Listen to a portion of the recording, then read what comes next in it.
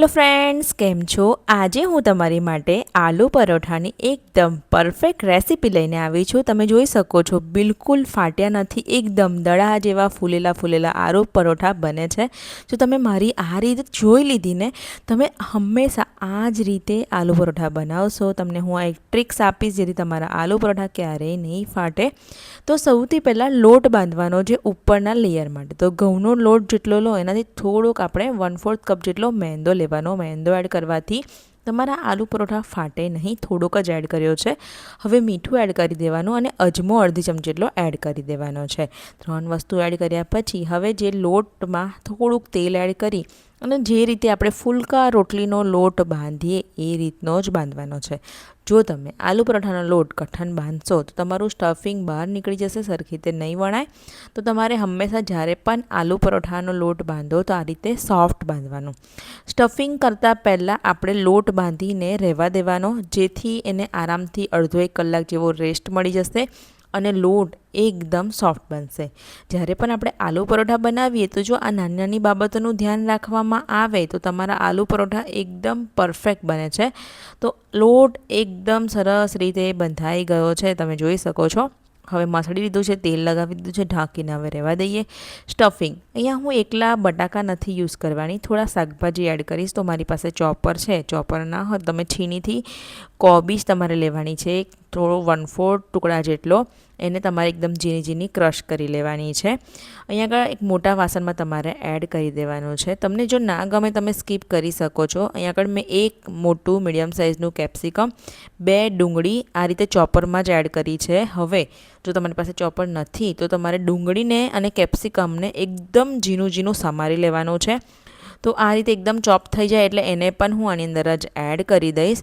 ત્યાર પછી તમારે આ વેજીટેબલમાં અડધી ચમચી જેટલું મીઠું એડ કરી દેવાનું અને પછી એક નાનો ટુકડો મેં ગાજરનો પણ લીધો છે. બાળકો શાકભાજી નથી ખાતા હોતા તો તમે આ રીતે આલુ પરોઠામાં મિક્સ કરી દેશો તો એમને ખબર પણ નહીં પડે. તો તમે આગળ કોલીફ્લાવર પણ એડ કરી શકો છો. મારી પાસે આ 3 વેજીટેબલ હતા તો હું હંમેશા જ્યારે પણ આલુ પરોઠા બનાવું તો કોબીજ, કેપ્સિકમ અને ડુંગળી તો એડ કરતી જ હોઉં છું. હવે આમાંથી તમારે બધું જ પાણી, મીઠું નાખીએ એટલે તરત જ પાણી છૂટું પડે, નીચવીને બધું કાઢી લેવાનું, જેથી તમારું સ્ટફિંગ ઢીલું નહીં થઈ જાય અને પાણીવાળું નહીં થઈ જાય. હવે લીલા મરચાં અને ધાણા ફરીથી હું ચોપરમાં જ એડ કરી દઈશ. તમે એની પેસ્ટ તૈયાર કરી શકો છો મરચાંની. હવે આગળ મેં પનીર લીધું છે. પનીર મેં થોડુંક વધારે લીધું છે, લગભગ 250 ગ્રામ જેટલું મેં પનીર લીધું છે. એને પણ આ રીતે મેં ચોપરમાં ચોપ કરી લીધું છે એટલે એકદમ સરસ રીતે ઝીણું કટ થઈ ગયું છે. હવે બધા શાકભાજીને પાણી કાઢીને આપણે રહેવા દીધા હતા તે એની સાથે પનીર અને પછી બટાકા. તો બટાકા અહીંયા આગળ લગભગ 5 થી 6 મીડિયમ સાઇઝના બટાકાને બાફી અને એડ કરી દેવાના છે. જે હું સ્ટફિંગ વધારે છે આમાંથી લગભગ 15 થી 20 જેટલા આલુ પરોઠા તમારા બનશે. હવે મીઠું એડ કરી દઈએ, ત્યાર પછી આમચૂર પાવડર એડ કરી દઈએ, મરીનો ભૂકો, લાલ મરચું પાવડર, ધાણા જીરું પાવડર. ત્યાર પછી આની અંદર તમારે ચાટ મસાલો એડ કરવાનો છે. ચાટ મસાલો જ્યારે પણ આલુ પરોઠા બનાવો થોડોક આગળ પડતો રાખવાનો.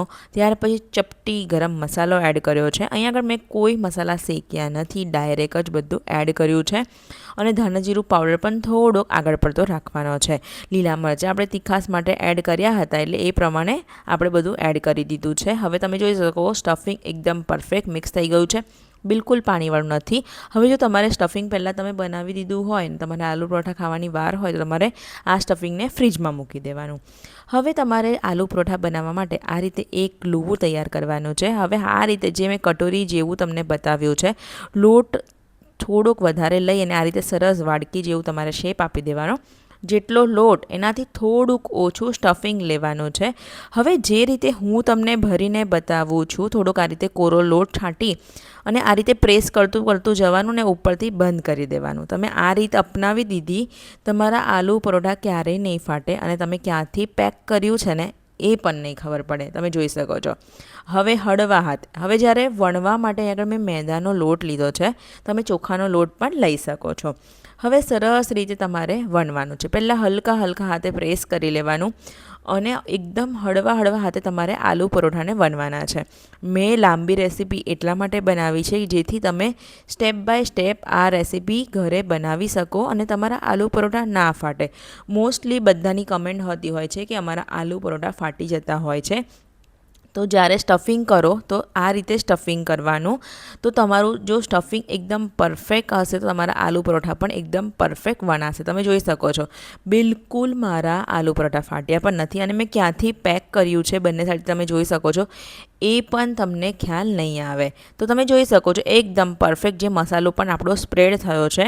હવે હું બીજા આલુ પરોઠા પણ સેમ રીતે વણી લઈશ અને હવે તમને હું શેકીને પણ બતાવી દઈશ.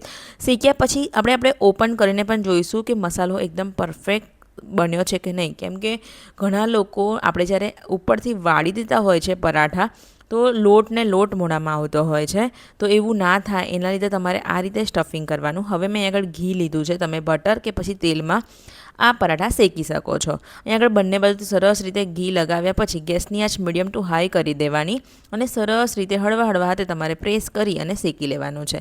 હવે તમને હું પલટાવીશ એટલે તમે જોઈ શકો છો આલુ પરોઠા એકદમ દડા જેવા ફૂલીને તૈયાર થઈ જતા હશે.